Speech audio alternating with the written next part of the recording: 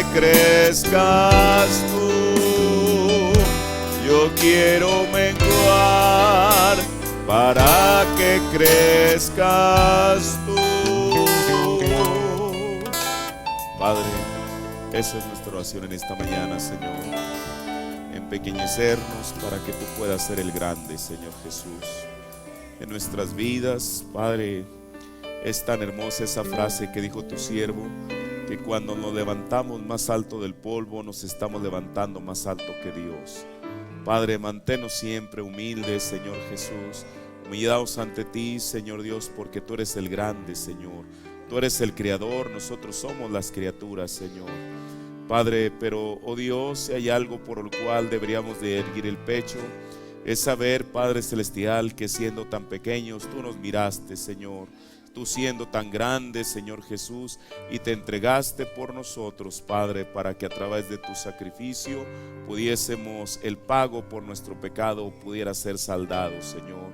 Padre, en esta mañana te adoramos, te bendecimos, porque tú eres digno, Señor, porque solamente tú mereces la honra y la gloria y la alabanza, Señor. Tú eres nuestro Dios, eres nuestro objeto de adoración, Señor. Padre, ahora te pedimos, Dios, que tu palabra pueda venir, que ella pueda, Señor Jesús, instruirnos para el día presente, Señor. Por eso tú has enviado un mensaje para este día, Señor Jesús. Es el vino nuevo, Padre Celestial, la revelación fresca de la hora, Señor. Te pido, Padre, que tú vengas y hables tu palabra a tu pueblo, Señor, mientras esperamos en ti, en el nombre de nuestro Señor Jesucristo. Amén, Señor. Dios bendiga a cada uno de ustedes en esta mañana. Bienvenidos en el nombre de nuestro Señor Jesucristo. Tomemos nuestras escrituras en la epístola del apóstol San Pablo a los Romanos, el capítulo 11. Vamos a ver solamente unos cuantos versículos del 25 al 28. Romanos 11, 25 al 28.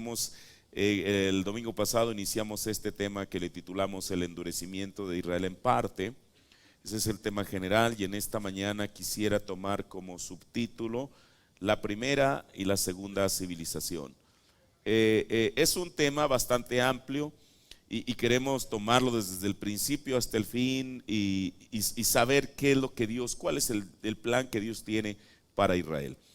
Romanos 11, 25, porque no quiero, hermanos, que ignoréis este misterio, para que no seáis acerca de vosotros mismos arrogantes, que el endurecimiento en parte ha acontecido en Israel hasta que haya entrado la plenitud de los gentiles, y luego todo Israel será salvo, como está escrito: vendrá de Sión el libertador, que quitará de Jacob la impiedad, y este es mi pacto con ellos cuando quitare sus pecados.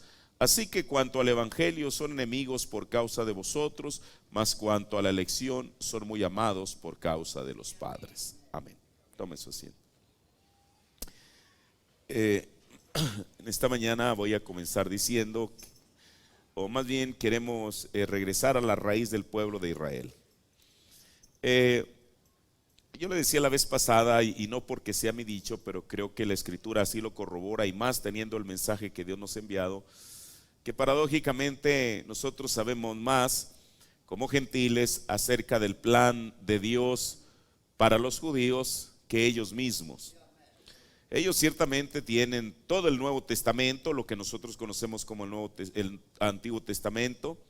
Tienen el libro de Ezequiel, que habla de restauración de su templo. Tienen el libro de Daniel, que habla de alguna parte de la profecía, pero nosotros tenemos la Biblia completa.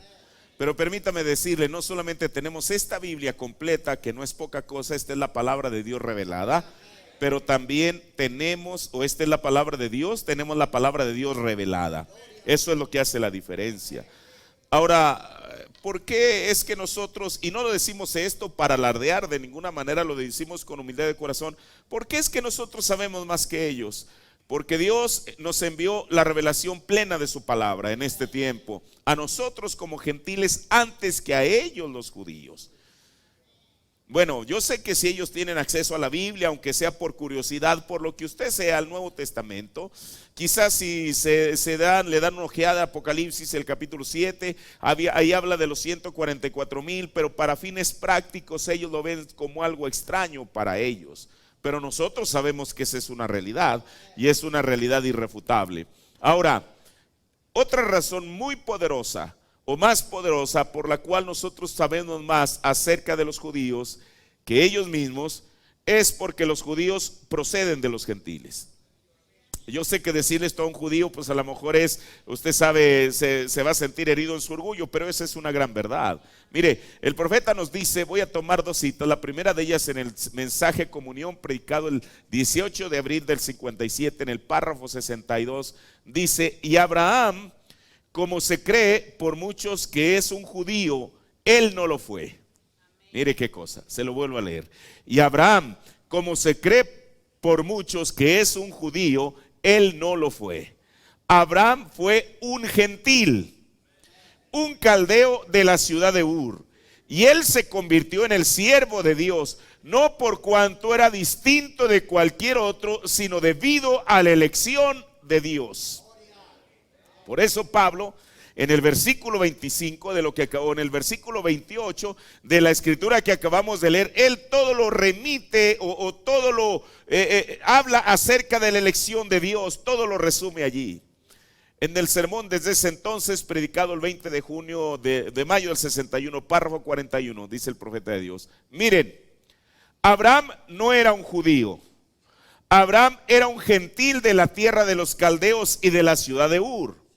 Y él simplemente era un hombre común y corriente, caminando allá en los campos. Y tal vez él venía de la Torre de Babel con su padre. ¿Cuál es el origen? Después de la Torre de Babel, Babel está asociado con Babilonia. Y Babilonia está asociada con la idolatría, con la superchería, con todo ese tipo de cosas. Entonces Abraham venía de esa región y por lo tanto seguramente él venía con todas esas creencias.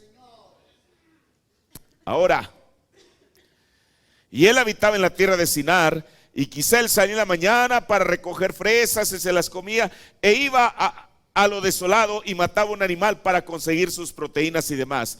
Probablemente vivía una vida normal. Ese era Abraham. Ahora mire, los judíos, ellos encuentran su identidad en Abraham. En una ocasión, creo que es en el capítulo 8 de San Juan, cuando Jesús tuvo un debate con ellos, ellos dijeron, simiente de Abraham somos. O sea, ellos no se identificaban con algún otro personaje de la Biblia, sino que ellos, su identidad estaba o está con Abraham, como judíos. Mire, si uno comienza a leer los evangelios, Mateo, el escritor del evangelio que lleva su propio nombre, él siendo judío, él comienza la genealogía, la descendencia de Jesús desde Abraham. Esto yo lo he dicho, pero en esta mañana lo quiero leer de la Biblia. Mateo 1, el capítulo 1, el verso 1 y 2. Solamente voy a leer dos versículos de este capítulo para ver, usted lo puede leer después. Todo ese capítulo habla de la genealogía de Jesús. Pero mire, Mateo está diciendo, libro de la generación, o sea, de la genealogía de Jesús, hijo de David, hijo de ¿quién? De Abraham. Abraham engendró a Isaac, Isaac engendró a Jacob, y Jacob engendró a Judas y a sus hermanos, etcétera. Y ahí se viene toda la genealogía. A lo que yo me refiero es que la genealogía de Jesucristo, lo más lejos que Mateo la traza es ¿hasta quién? Hasta Abraham. Por eso ahora Mateo era judío, desde luego. Por eso los judíos siempre encontraron su identidad en Abraham. Pero Lucas, siendo gentil, él, qué cosa, mire, y esto es lo maravilloso de la palabra de Dios. Dios permitió que hombres aún con su propio carácter escribieran estas cosas para enseñarnos algo maravilloso y precioso a nosotros. Lucas, él también traza la genealogía de Jesucristo, pero él la traza en cuenta regresiva. Y mire, Mateo nos lleva hasta Adán, pero Lucas no nos lleva de esta manera. En Lucas 3:38, él dice, Lucas 3:38, que fue de Cainán, que fue de Nos, que fue de Set, que fue de Adán, que fue de Dios. O sea, Lucas, siendo gentil, va más allá en la genealogía de Jesús que Mateo. Mateo solamente nos lleva hasta Abraham. Pero ahora, mire, como dice por ahí, cada quien defiende lo suyo. Yo creo que en parte es verdad. Mateo, como judío, estaba defendiendo su mismísima razón de ser judío al trazar la genealogía hasta Abraham. Lucas sabía que él tenía que llevarlo más allá, porque después de todo, Lucas genéticamente en su genealogía no tenía ninguna identidad, digamos, con Abraham, hablando genéticamente.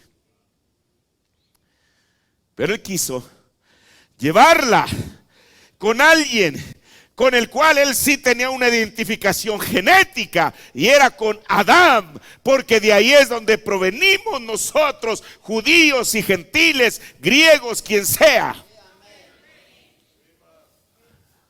Por eso, mire, hay unas Biblias que dicen que fue hijo de Cainán, que fue hijo de Enoc, que fue hijo de Set, que fue hijo de Adán, y de Adán que fue hijo de Dios. Entonces Lucas traza la genealogía de Jesús, la lleva hasta el mismísimo principio. Mire, ¿para qué? Para demostrarnos que antes que Abraham fuese, Jesús ya era. Eso es lo que les dijo: antes que Abraham fuese, yo soy. Ahora, mire, y voy a tomar precisamente estas dos visiones que no son distintas, simplemente que uno va más lejos que el otro. Estas dos visiones que un gentil y un judío tienen respecto a esto. Mire, por eso mi tema en esta mañana son las dos, la primera y la segunda civilización. Voy a comenzar con esto. En el mundo han existido dos grandes civilizaciones. Una que se dio antes de la caída y otra que se dio después de la caída del hombre. Y usted dice, ¿eso es verdad? Bueno, vayamos a la Biblia. Mire, y ambas civilizaciones están respaldadas en un libro tan antiguo como es el libro de Génesis. Primero vayamos a la civilización, la primera. En Génesis, el capítulo 4, versos del 20 al 22, ahí encontramos algo de lo cual el profeta también nos habló, desde luego. Y en esta mañana yo quiero enfocarme a eso. Y al hablar de estas dos civilizaciones es porque quiero tomarla, digamos, una desde la óptica que vio Lucas en la genealogía de Jesús, y la otra de la óptica que vio Mateo en la genealogía de Jesús. Mire, en Génesis 4:20, sabemos que en Génesis 4:20 ya el hombre había pecado. Ellos habían sido echados del huerto del Edén, mas no del Edén. Usted dice que no son la misma cosa. El profeta dijo que eran cosas distintas. El Edén, voy a citarlo en términos que el profeta lo debe decir en preguntas y respuestas. Dijo que el Edén era como el estado, el huerto era la capital. Ellos estaban en el huerto del Edén. Fueron echados del huerto a causa de que ellos comieron del árbol de la ciencia del bien y del mal. Fueron echados del huerto. Ahora, cuando ellos son echados del huerto, desde luego que Adán y Eva se siguen reproduciendo. Mire, el profeta de Dios dice, ya lo vimos en alguna ocasión, pero déjeme, se lo voy a volver a citar.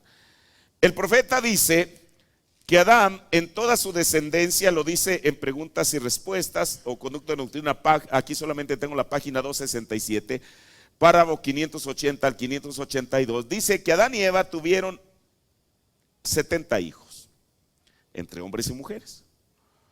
Ahora, dice que por eso Génesis 5:4 dice que ellos engendraron hijos e hijas. El profeta dice que tuvieron un total de 70 entre hombres y mujeres. Todos sabemos, cuando le preguntan al profeta de Dios que con quién se había casado Caín, él dijo que con su propia hermana. Y eso es verdad. Primero, porque en aquel tiempo era permitido. Y segundo, si tuvieron 70 hijos entre hombres y mujeres. Ahora mire, la Biblia rara vez, y esto también lo estoy tomando de lo que dijo el hermano Branham, que la Biblia rara vez da el nombre de mujeres en la genealogía. Son hombres, con excepción de 3 que nos habla en el capítulo 1 de San Mateo, bueno, de 4, cuando nos habla de Rahab, aquella que se fingió ser Tamar, ¿verdad?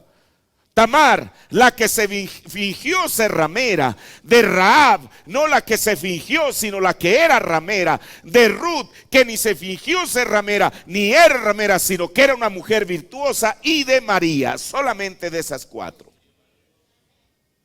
Ahora, por eso aquí en Génesis, si usted checa las genealogías, rara vez se menciona una mujer. Pero de esos 70 descendientes que tuvieron Adán y Eva, entonces entre ellos mismos se mezclaron, porque de otra manera, si no hubiera sido así, cuando Eva murió, la raza humana se hubiera extinguido. Ahora, pongámosle el lente a Caín. Él toma una esposa y dice la Biblia que él tomó su mujer en Génesis 4:17 y entonces él se fue al oriente. Pero mire, en Génesis 4:20 dice, y Ada, estamos hablando ya generaciones posteriores, y Ada dio a luz a Jabal, el cual fue el padre, escuche, de los que habitan en tiendas y crían ganados. Mire, aquí voy a entrar a algo muy importante. A nosotros se nos enseñó en la escuela que los hombres originalmente moraban en cavernas. ¿Es verdad? Y usted dice, ¿eso es cierto o no es cierto? Mire, le voy a decir algo. Es por ejemplo como en el asunto de los dinosaurios. Bueno, ¿existieron o no existieron? Sí existieron. Se extinguieron en el diluvio. De otra manera, dice el profeta que en una ocasión un pentecostal, mire, por eso en este asunto uno tiene que tener la mente abierta a lo que Dios dijo coma, a lo que el Señor dijo coma, más lo que el Señor ha agregado a través de la revelación de su palabra. Dijo el profeta de Dios que una vez un científico o un hermano pentecostal, para tratar de desacreditar de la existencia de los dinosaurios, dijo, es que el diablo fue y los enterró. ¿Eso es verdad? ¿Desde cuándo el diablo se va a andar ocupando en andar enterrando huesos? Existieron. Usted dice, bueno, ¿y ahora por qué no existen? Algo tuvo que suceder en el diluvio. La siguiente cosa de la que estamos hablando es respecto. Los hombres habitaron en cavernas. Mire, hoy en día hay muchas evidencias en el mundo de lo que se le llama, ¿cómo se llaman eso que está en pinturas rupestres? ¿Es verdad? Y yo no creo que el diablo esté demasiado ocupado en andar pintando, haciendo pinturas rupestres. Y entonces dice, bueno, si le vamos a dar crédito que las pinturas rupestres son verdad, entonces eso contradice a la Biblia. Claro que no. Y ahorita lo vamos a ver. Mire, estamos con la primera civilización. La Biblia dice, aquí en Génesis, donde acabamos de leer, y Ada dio luz a Jabal, el cual fue padre de los que habitan en tiendas. Aquí la Biblia no está diciendo de los que habitan en cuevas. Una cueva es algo natural. Existen muchas cuevas naturales que nadie tuvo que tener ahí un pico y pala para acabar aquello. Ahí están. Pero habitar en tienda, una tienda no es algo que aparece. Una tienda es algo que se fabrica. ¿Estamos de acuerdo hasta ahí?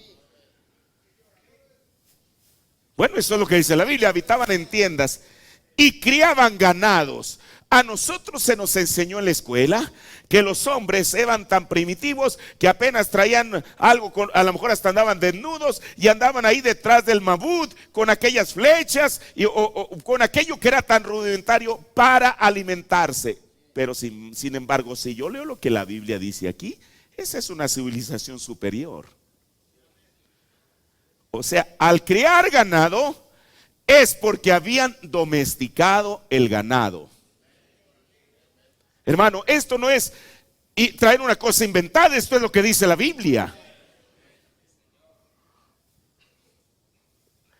El nombre de su hermano fue Jubal, el cual fue, aquí está otra cosa, el cual fue padre de todos los que tocan el arpa.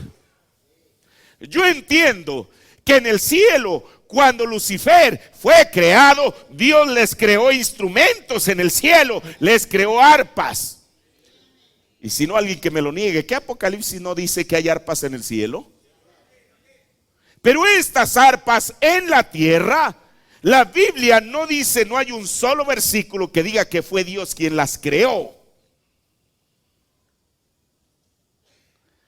Si ellos tocaban arpas y flautas, ahora, hermano, ¿de qué estamos hablando? De Génesis 4. No estamos hablando del siglo XV, XVI, del siglo XX, del siglo XXI. Estamos hablando desde el mismísimo principio. Aquí hay algo, o le creemos a la Biblia o no le creemos. Quiere decir que si ellos tocaban arpas y flautas, eso indica que fueron capaces de fabricarlas. Imagínense, y eso no fue fortuito. No fue que alguien que de pronto encontré algo ahí, le voy a sonar, ay, me gusta cómo suena. No, ellos tuvieron el pensamiento, el raciocinio de inventar algo que les pudiera producir un sonido que fuera agradable al oído. Y para que ellos pudieran tocar el arpa y la flauta, primero tuvieron que inventarlas. Usted no puede manejar hoy en día un auto sin que alguien haya inventado el auto. Eso es verdad. Ni siquiera una bicicleta tan sencilla como parezca. Sigamos leyendo el verso 22. Y Sila también dio a luz a Tubal Caín, artífice. ¿Qué es la palabra artífice, hermano? Es alguien que fabrica. Artífice de toda obra de bronce. Escuche, esto está más serio de lo que usted y yo pensamos. El bronce, o sea, ellos no solamente fueron capaces de inventar instrumentos musicales, sino de hacer aleaciones para producir el bronce. Porque nadie se ha encontrado ahorita alguien se podrá encontrar una mina de oro, de plata, de hierro, pero nunca de bronce. ¿Sabe usted por qué? Porque el bronce es una aleación metálica. ¿Qué es una aleación? Una unión, una mezcla. El bronce es una mezcla o aleación de cobre y estaño. O sea, para producir el bronce, usted tiene que mezclar dos metales, cobre y estaño. Cuando usted los mezcla, entonces ya produce el bronce. Espero que usted entienda a lo que yo me refiero.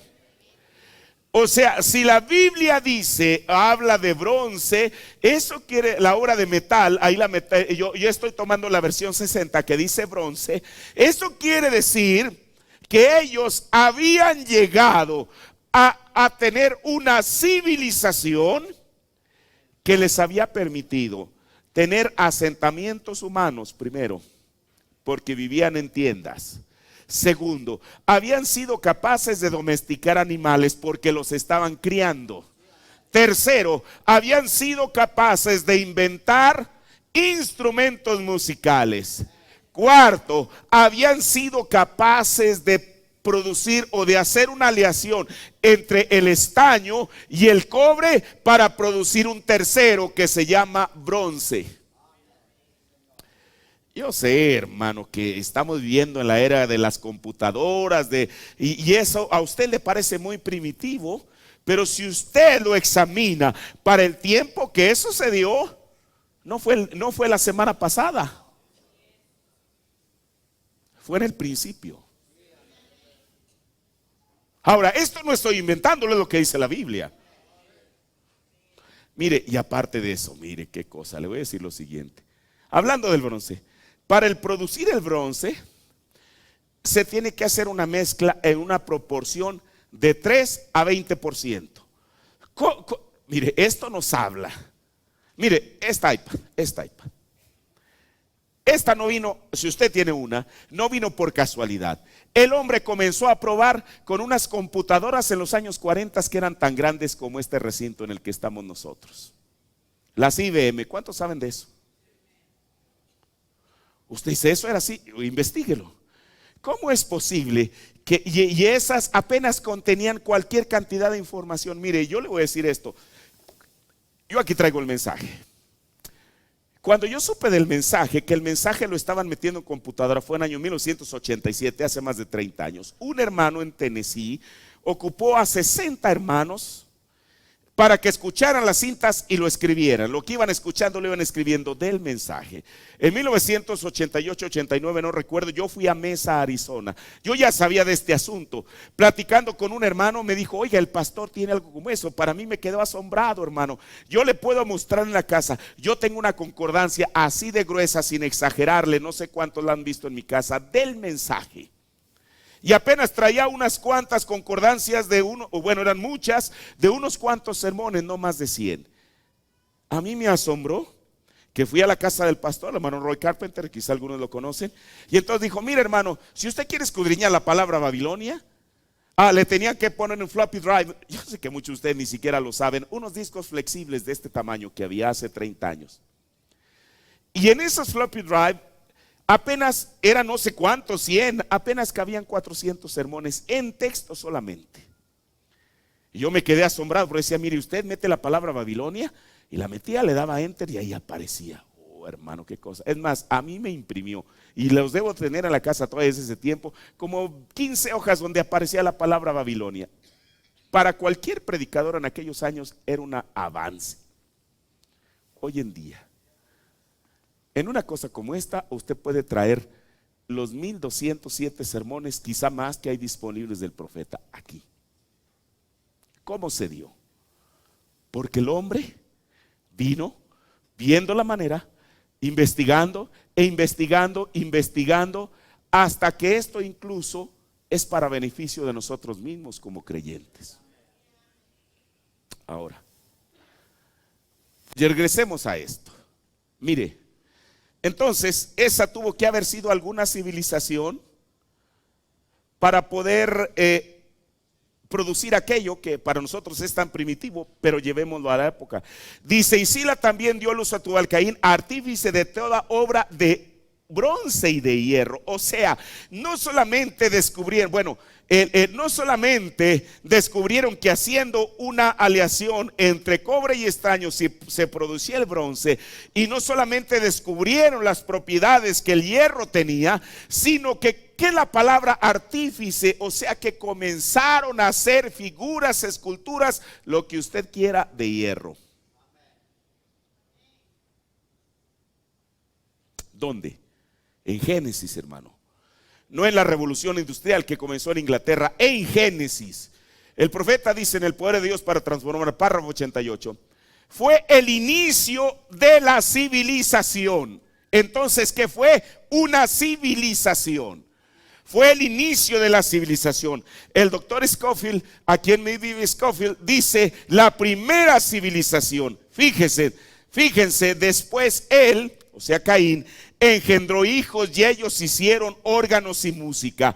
El siguiente engendró hijos y él empezó a hacer otras cosas, maravillas, edificios, ciudades, e hizo instrumentos de bronce y toda clase de cosas. ¿Ven? Eso fue todo lo que él hizo. Vino a ser la primera civilización, la cual fue la cainita.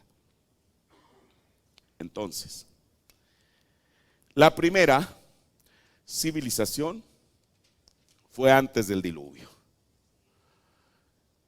Además, como le decía, comenzaron a construir asentamientos humanos que hoy en día nosotros conocemos como ciudades. Mire, Y esta civilización inició, voy a decirlo así. Bueno, si el profeta dijo que esa fue la primera civilización, es la primera civilización. Y ya vimos lo que dice la Biblia respecto a eso. Pero esta primera civilización, y aquí, mire, voy a poner mi base, porque dice, ¿y esto qué tiene que ver con Israel? Mire, espéreme, estoy ampliándolo para después llegar a mi punto. Pero le estoy dando esto como una base. Hasta ahí estamos bien, ¿verdad? Muy bien. Esta civilización, la primera civilización, tuvo inicio, voy a llamarlo así, en la periferia de lo que fue el Edén. Y usted dice, ¿en qué se basa para decir eso? Mire, ahí en el Edén es donde la Biblia ubica a Mesopotamia, por la referencia que da de dos ríos que la cruzaban. Vayamos ahora a Génesis, el capítulo 2, el versículo 14. Génesis 2:14.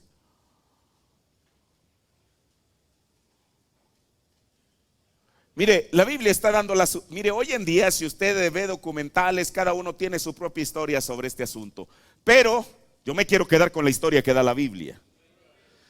Génesis 2:14 dice, aquí está hablando de las ubicaciones del Edén, del jardín del Edén.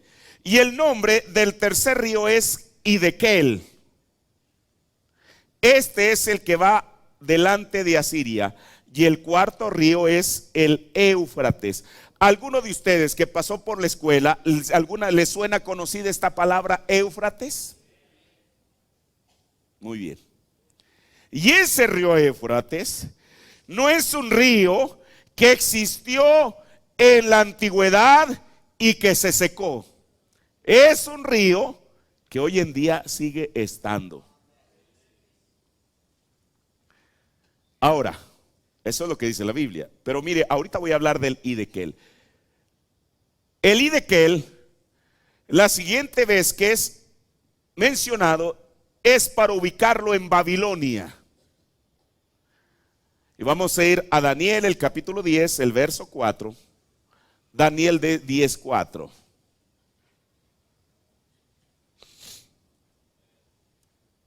Hiddekel. Este es Daniel hablando. Daniel 10:4 dice, y a los 24 días del mes primero, estaba yo, o sea Daniel, a la orilla del río Hiddekel. ¿Está bien? Mire, voy a hacer uso de esto que me dio el hermano Eke. Mire.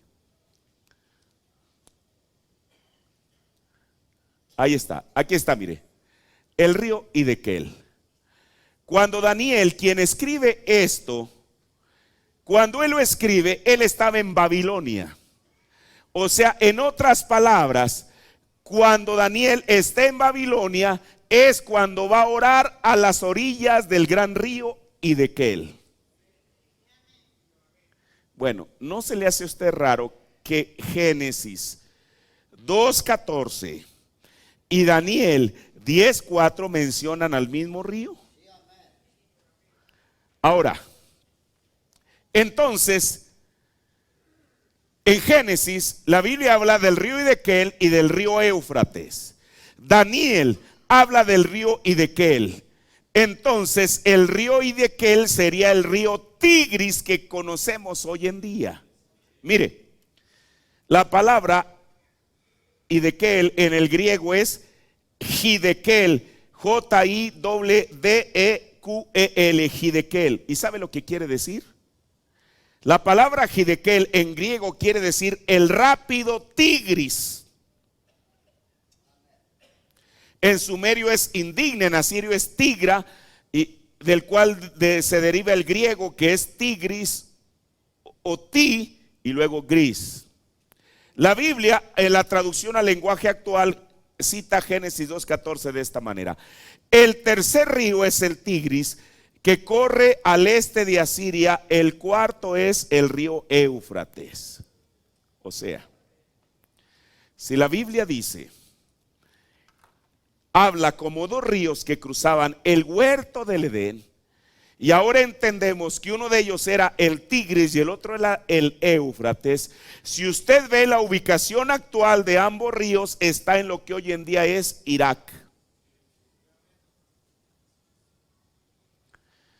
Mire, también le quiero decir esto. Aunque parte de la estructura de la tierra cambió con el diluvio, Dios permitió que los nombres de ambos ríos permanecieran hasta hoy en día. Ahora, y usted dice, bueno, ¿por qué todo esto? A lo que lo quiero llevar es que la primera civilización del cual nos habla la Biblia, ya vimos, y del cual el profeta nos dice, le llamó la primera civilización, surge en esa área. En el área en la cual están dos ríos que hasta hoy en día conservan sus nombres, el río Tigris y el río Éufrates. Entonces la primera civilización inició y floreció donde originalmente se ubicaba el Edén, y que posteriormente, después del diluvio, fue conocida como Mesopotamia. Y aquí es donde entramos. Hay una civilización que comienza antes del diluvio en esa región, con lo que ya vimos en Génesis 4. Mire, paradójicamente, después del diluvio, hay una segunda civilización que comienza exactamente en la misma área o en la misma región. Y aquí es donde vamos a entrar. ¿Por qué? Porque si estamos hablando de los judíos, vayamos al referente que los judíos ponen para ellos, y es Abraham. De ahí vamos a comenzar en esta mañana. Abraham aparece en un periodo de tiempo conocido como la Edad de Bronce Media, aproximadamente en el siglo XVIII a.C. Mire, mientras que la mayoría de los antropólogos cree que los homínidos, que son según ellos nuestros abuelos, nuestros bisabuelos, o sea los predecesores del ser humano, se originaron en África, la civilización humana comenzó en el Oriente Próximo, en la Mesopotamia, que es donde Abraham creció, o donde Abraham nació, mejor dicho. Ahora mire, yo quiero que note, porque yo sé que si usted es un lector del mensaje, usted está en esta mañana está pensando y diciendo, pero bueno, ¿qué de lo que el profeta dijo que la civilización más antigua es China? Lo ha leído. Mire, si usted lee cada vez, porque yo ya lo leí, cada vez, cada párrafo, donde el profeta dice que la civilización más antigua en China, él se refiere a la trayectoria del sol de este a oeste. Usted lo puede ver cada vez que el profeta dice la más antigua civilización que existe en China, él lo relaciona con la trayectoria del sol. Ahora, cuando se habla de civilización, hermano, se habla de gente viviendo junta en organizaciones, digámoslo así, sofisticadas, si es que yo pudiera usar esta palabra.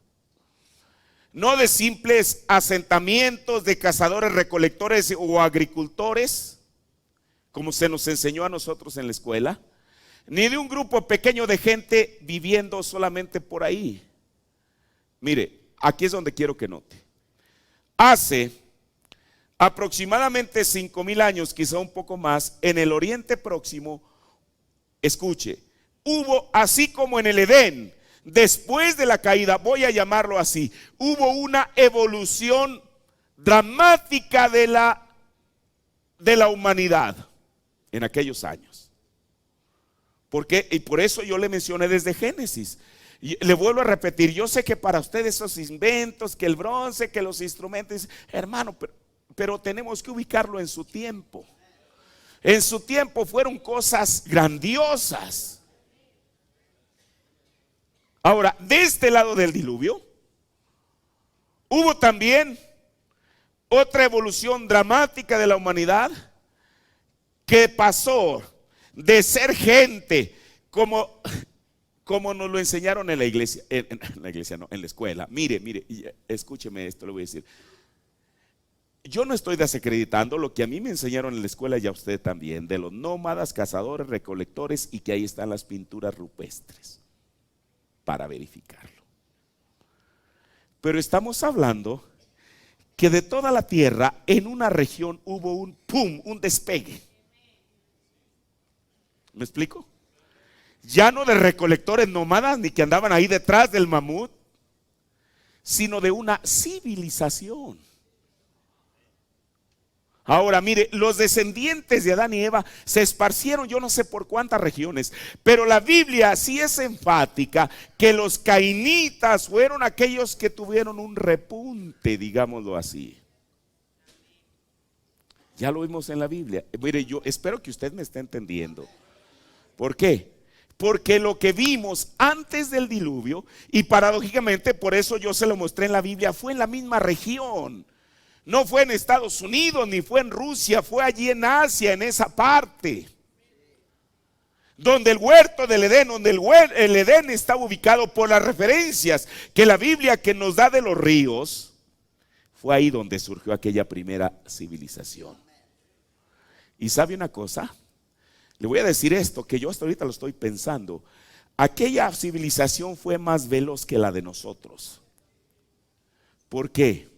Porque de ser los fabricantes de eso llegaron a tener lo que nosotros hoy en día en 4000 años hemos logrado. Usted dice, ¿en qué se basa eso? Porque como fue en los días de Noé, así sería hoy. El profeta de Dios dice que los científicos apuntaban sus telescopios al cielo. Bueno, depende si usted le cree al hermano Branham o no. Y que le decía a Noé, bueno, yo no creo que, perdón, esto a lo mejor estoy muy primitivo en la manera que lo estoy poniendo. Esos son de esos que la gente les tira así, por ahí mira a 100 metros arriba. No, eran telescopios que podían mirar al infinito y más allá, como dijeran. Y no encontraban una pizca de humedad que pudiera componer una nube. Hermano, estas no son historias, esto es lo que el profeta nos dijo. Que los científicos le decían, oye, no, tu mensaje es una locura, es ridículo. Mira, si tú dices que va a llover, nunca ha llovido. Es más, estudia en tu Biblia, en caso de que no hubiera tenido una Biblia, que la tierra se riega con el vapor, que las plantas se riegan con el vapor que sale de la tierra. No baja nada de arriba. Esos son los argumentos que le presentaron a Noé. En 2000 años, hermano. En 2000 años llegaron a tener una civilización como la nuestra. Del diluvio para acá son 4000 años. Entonces, ¿qué quiere decir eso? Que nosotros, o sea que ellos fueron mucho más avanzados en su civilización. ¿Pero dónde comenzó? Cerca de lo que era el Edén, lo cual era Babilonia después, lo cual fue Mesopotamia después. Esta civilización de la que, hermano, y usted dice, ¿y por qué está dando toda esa clase de antropología e historia? No, quiero decirle, estoy poniendo todo este fundamento porque de allí voy a sacar un personaje. Y ese personaje se llama Abraham. De allí, de esa parte, de esa civilización, de esa segunda civilización.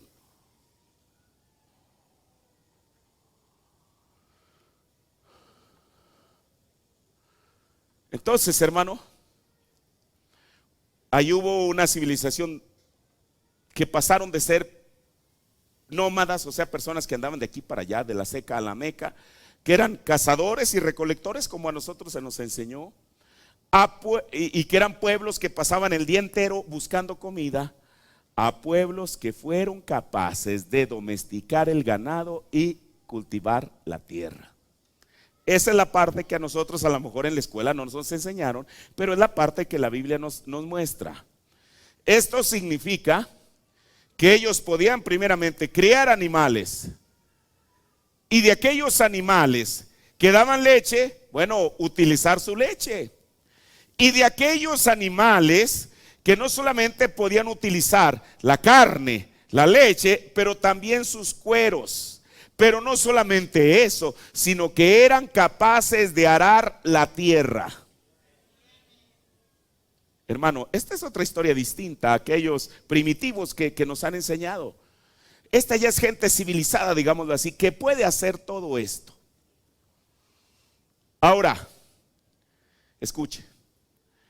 Cuando sucedió todo esto, entonces la gente ya no tenía que andar esperando a que, digámoslo así de una manera primitiva, a que tal planta diera su fruto o no, y si es que lo podía dar. Ellos ya eran capaces de cultivar eso.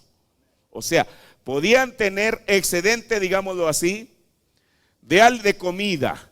Y al tener, mire, a medida que la gente comienza a tener satisfactores, bueno, ¿qué es lo que hace? Y está aprobado, es que se comienzan a multiplicar. Usted dice, eso se puede probar con la Biblia. ¿Qué es lo que dice la Biblia antes del diluvio? Se multiplicaron. ¿Dice eso? ¿Por qué? Bueno, porque era una civilización tan avanzada como la nuestra. Independientemente de que lo querramos creer o no, eso es lo que el profeta nos dice. Ahora, entonces la gente tenía tiempo para hacer algo más que buscar comida constantemente. Y de ahí vamos a otra fase. Comenzaron a especializarse en diferentes tipos de oficios o labores. Eran artesanos, intelectuales que podían escribir, sacerdotes y guerreros. Después del diluvio, la segunda civilización resurge de su punto de origen. ¿Cuál es? Mesopotamia. Esto a su vez conduce a la creación de ciudades y al desarrollo de la gente, político, y a la creación de las artes, como es la literatura, la ciencia y todo lo que de ahí se derive. De acuerdo a la mayoría de las opiniones, las primeras civilizaciones del mundo se iniciaron en esa región. Miren, no sé si me pudieran poner una diapositiva que dice creciente fértil, porque aquí es donde le voy a... Mire, esto incluso está en internet, de tal manera que usted diga, ¿y esas invenciones de dónde las saca? Mire, eso es lo que es llamado el creciente fértil. Ahí está Mesopotamia, aquí está el río Tigris y Éufrates. En esta región, de acuerdo a la Biblia, estaba el huerto del Edén. ¿Es verdad? En esta región, de acuerdo a la Biblia, estaba Babilonia. En esta región es donde Abraham nació y fue criado.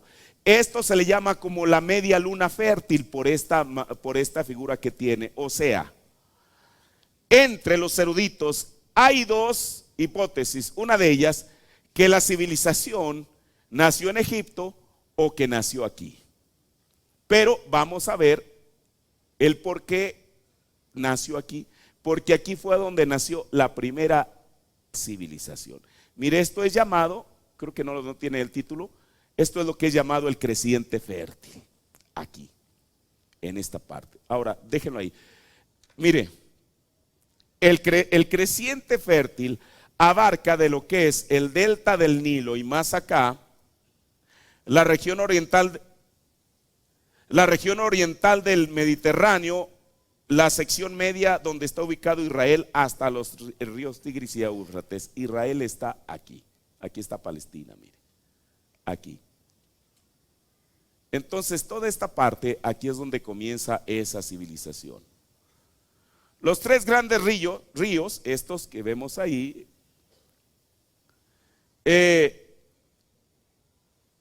contribuyen poderosamente a la fertilidad. Bueno, estos dos y el Nilo, estos y estos. Estos contribuyen poderosamente a la fertilidad de la tierra y en consecuencia al atractivo de esta área. Mire, hablemos del Nilo, de este. El Nilo es un río increíble, es el más extenso del mundo. Pero, y otra cosa, si no hubiera sido por el río llamado Nilo, Egipto hubiera sido solamente lo que se conoce hoy en día como un desierto. En los tiempos antiguos, el 3% de Egipto era cultivable y el 97% era desierto. También el Tigris y el Éufrates son dos grandiosos ríos, recorren hoy en día lo que es Irak y Turquía. Lo que los historiadores han llamado Mesopotamia, que en griego quiere decir en medio de los dos ríos. Mire, y como yo le decía, hay algo de debate respecto al lugar donde apareció la primera civilización, si en Egipto, aquí o en Mesopotamia. Específicamente en esta región llamada Sumer, que es donde venían los sumerios. Pero realmente, si uno va a los referentes bíblicos, la civilización tuvo que haber comenzado aquí, en Mesopotamia.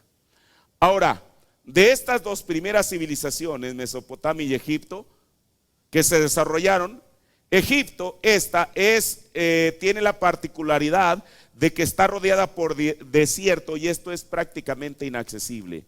Egipto es una civilización que perduró aproximadamente unos 2000 años. Pero la supervivencia de una civilización es un periodo de tiempo increíblemente largo. ¿Por qué sobrevivió Egipto durante tanto tiempo? Porque gracias a su aislamiento era una civilización difícil de invadir. Hicieron falta los griegos, específicamente Alejandro Magno, para acabar con Egipto y entonces se convirtió en una colonia griega. Mesopotamia, no tenía esas defensas naturales. Era un inmenso llano en medio de las más grandes rutas de inmigración de muchos pueblos antiguos. Cualquier conquistador que viniera, ya sea de Asia o que viniera de Europa, tenía que pasar por aquí. Ahora, en este sitio, era el sitio lógico aquí para que comenzara la civilización en términos de cultura y agricultura. También era natural que Abraham, del cual estamos hablando, él emergiera de aquí saliera, ya que, hermano, ya que si su destino de Abraham era cambiar, lo voy a decir así, de alguna manera al mundo, él tenía que estar en el centro de la civilización. Ahora, por eso hasta donde llevamos aquí, la Biblia no contradice a la historia, ni la historia a la Biblia. De esta civilización procedía Abraham. Mire, después de darle todo esto recuento de historia y todo lo demás, ya voy a entrar a esto. Mire, Abraham, estando aquí, lo que es llamado la media luna fértil o el creciente fértil, estando aquí en esta parte, ahí es donde se le apareció el Señor. No sé si pudieran poner la otra diapositiva para ver esta región, pero ya no como el inicio de la civilización, sino la relación a donde Dios le apareció a Abraham. Hay otra diapositiva, no sé si diga Abraham o algo así. Pero mire, yo he mencionado varias veces la palabra Mesopotamia y quiero que vaya conmigo al libro de los Hechos, el capítulo 7, el versículo 2. Aquí está Esteban hablando de Abraham precisamente, de ahí fue donde se le apareció. Mire, está en la misma carpeta donde estaba esta, ahí es donde está la otra diapositiva, ojalá ya la haya puesto yo ahí. Mire lo que dice aquí Esteban, y él dijo: varones, hermanos y padres, oíd. El Dios de la gloria apareció a nuestro padre Abraham, estando ¿dónde? En Mesopotamia, antes que morara en Aram. Mire, aquí está.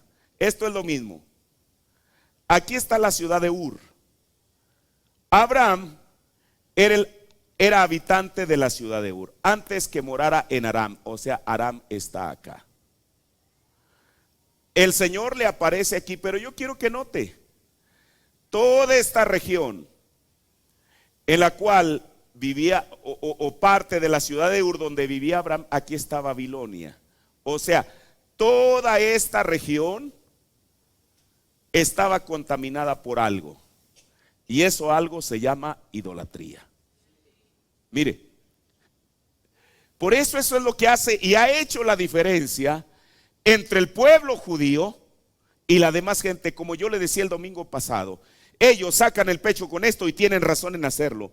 Son el único pueblo que ha sido perseguido, casi destruido, desde que Dios llamó a Abraham, y que permanecen con su mismo nombre hoy en día.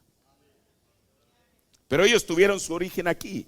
Abraham Él surge de aquí. Aquí es donde el Señor lo encuentra. Ahora mire, esto es lo maravilloso. Digo el profeta de Dios.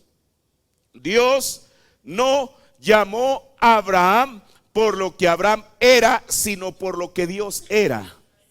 Piense usted, tan solo pensemos en la ciudad de Ur. ¿Cuántos habitantes tendría cuando Abraham vivía ahí? No sabemos.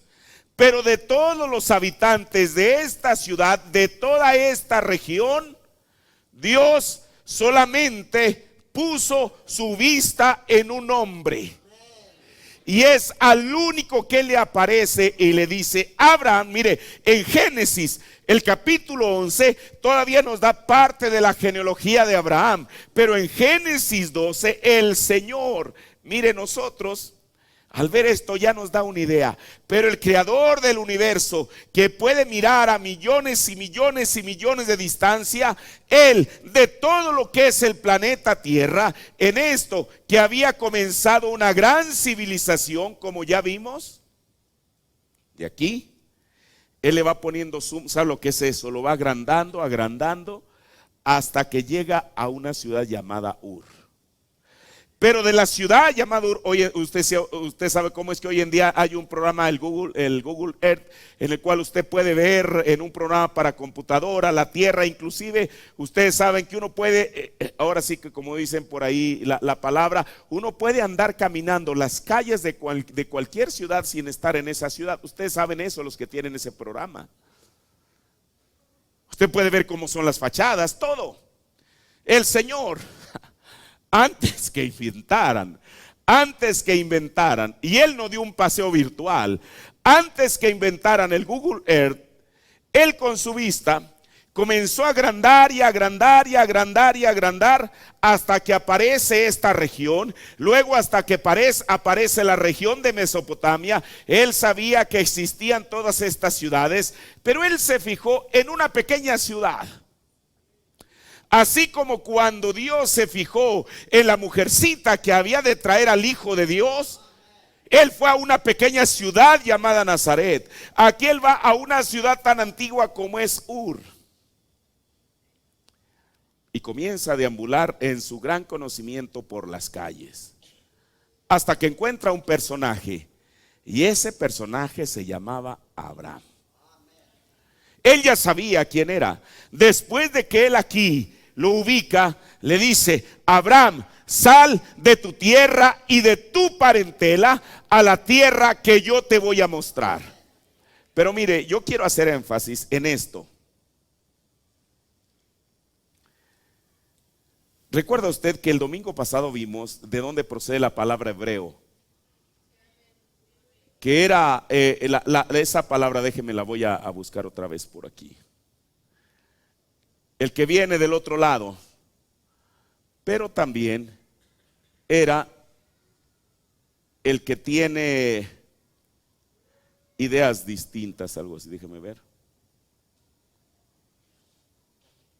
Sí, escuche.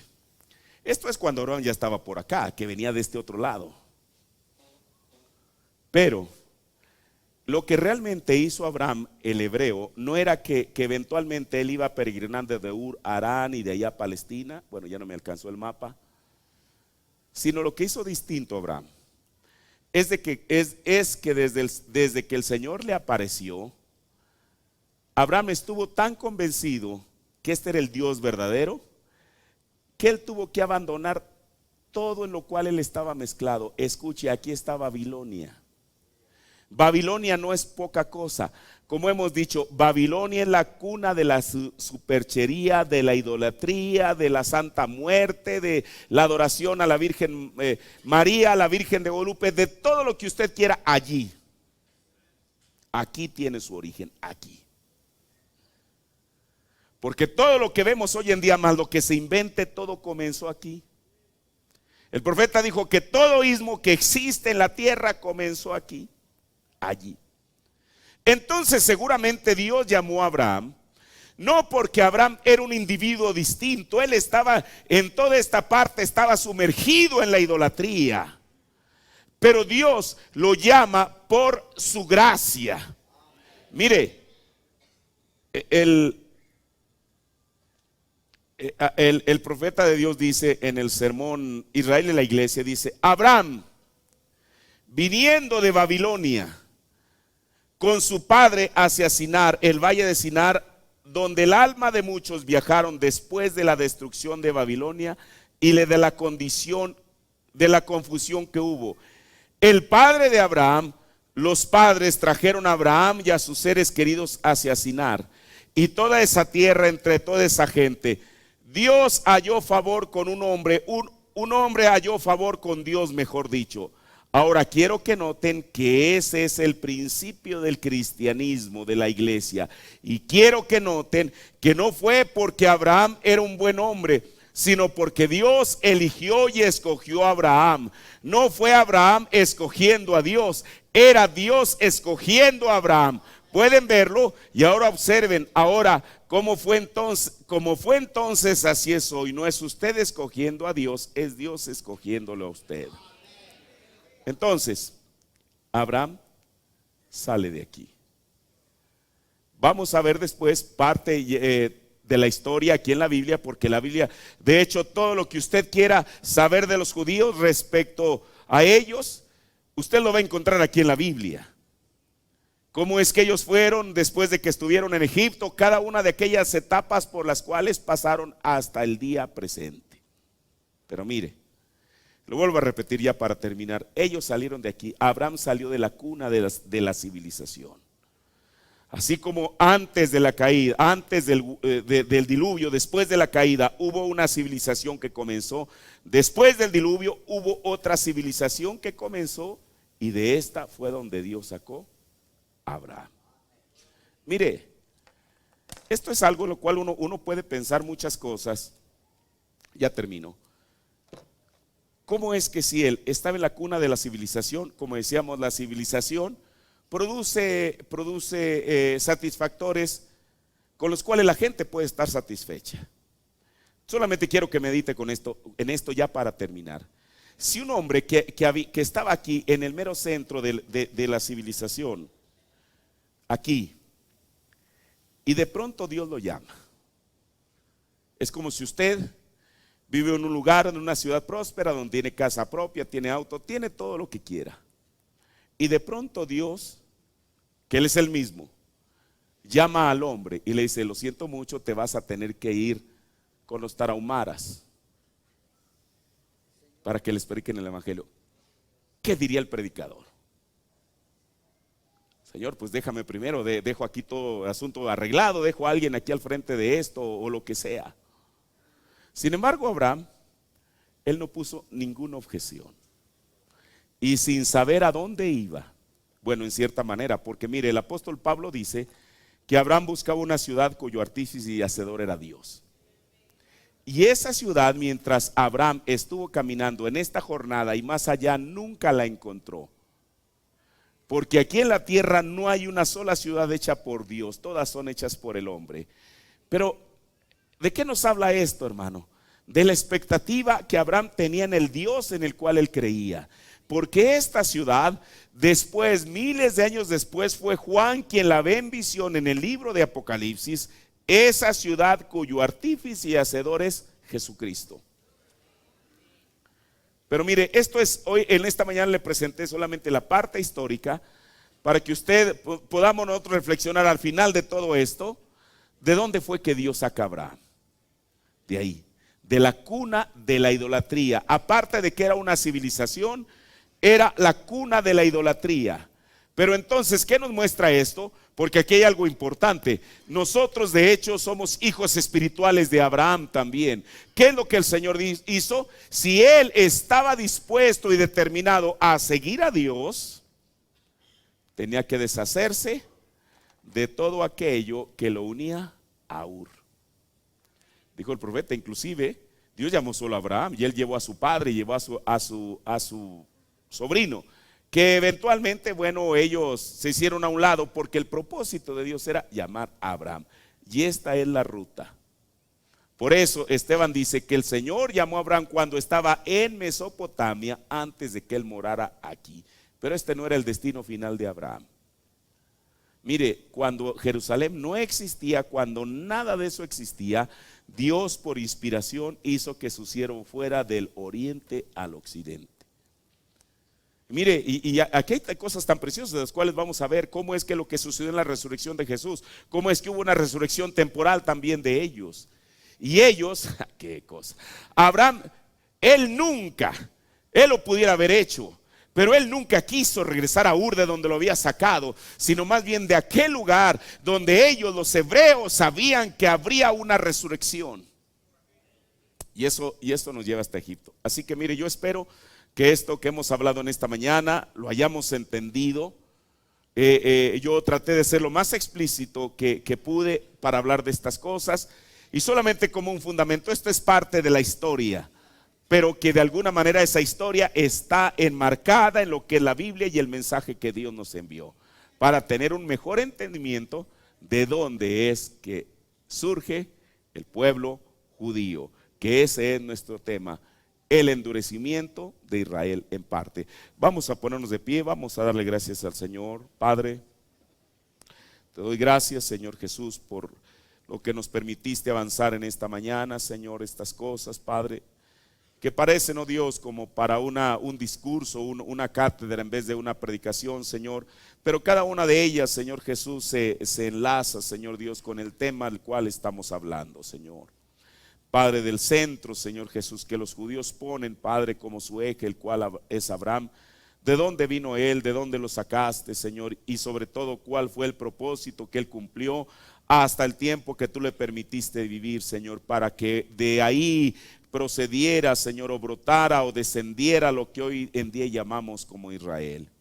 Padre, ese es nuestro estudio y te rogamos que tú nos abras el entendimiento a estas cosas, Señor Jesús. Y que, Padre, que sean para nuestra edificación, en el nombre del Señor Jesucristo. Amén. Amén. Gloria al Señor. Tomemos un canto.